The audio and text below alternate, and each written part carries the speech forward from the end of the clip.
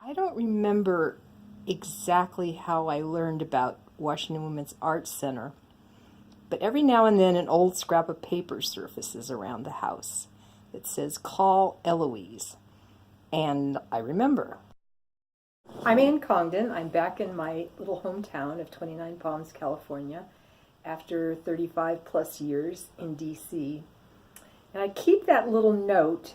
It was written by my daughter in 1978 when she was about the same age as my granddaughter is now. I keep it because it reminds me of a wonderful, amazing group of women who welcomed me and my two little girls as artists, even though I didn't consider myself an artist at the time. They welcomed me, they nourished me. They actually christened me a graphic artist. So wow, when you have a name, you have an identity and responsibility. And my responsibility was to create the catalogs for the exhibits.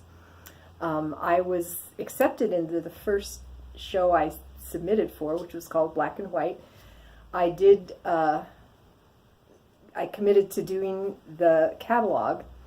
And as I was preparing to lay it out in a panic against a deadline, I put out a call, and somehow or other, a wonderful, funny, creative, fun person showed up on my doorstep. Her name was Nora Olgai, and for the next 3 years, we worked together on many, many projects. She was very creative. She pushed me and encouraged me, and we did some amazing experimenting. In those days, the type was all set on a CompuGraphic machine, and we were still using dry transfer letters to do the headlines and the large designs. And of course, there was no clip art in those days, so we relied a lot on typography for our designs. We had total creative freedom at the Women's Arts Center. We had a very tiny budget, but we could do whatever we wanted to for those catalogs. And as we learned more about offset printing and paper sizes and paper types, we began to experiment with different sizes and layouts.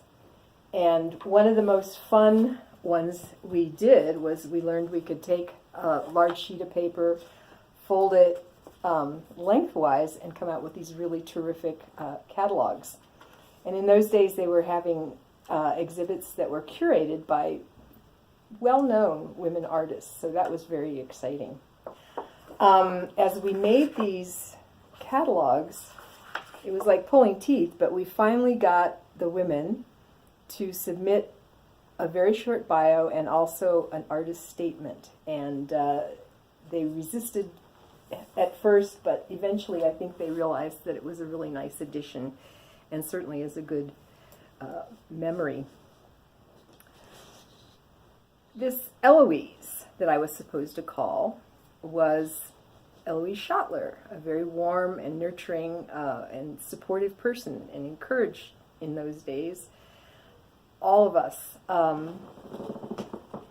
Other role models for me were Joan Mister and Lucy Blankstein. At the top of the women's Mount Olympus was Lila Snow, who was very impressive.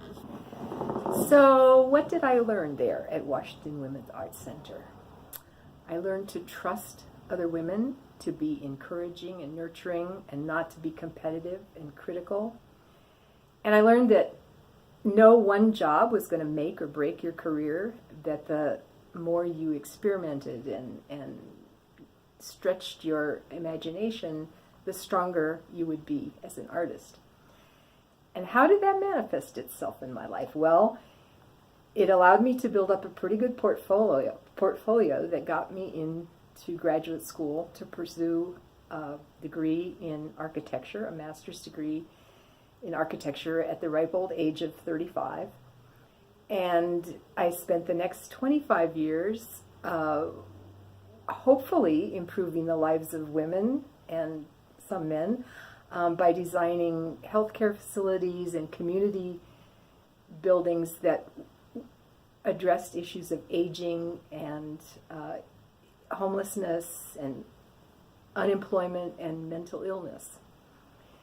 And now I'm retired, and I try to continue to support the arts in my little community by serving on the Public Arts Advisory Committee. I'm starting to experiment with graphic design again, and also from time to time I make something I call an artifact, which is an object created from materials I've found on the construction sites I've worked on, or else out on the desert around my home. Now, I'm especially pleased to see that those two little girls, my daughters, who accompanied me to all those meetings and workshops, have grown into very caring and competent professionals in their own right. The older one is an architect and an educator, and the younger one is a filmmaker who addresses issues of gender and justice. And I also am seeing my 4 granddaughters spread their wings and experiment in the visual and performing arts. So thank you, Washington Women's Arts Center, for 3 generations of encouragement and inspiration.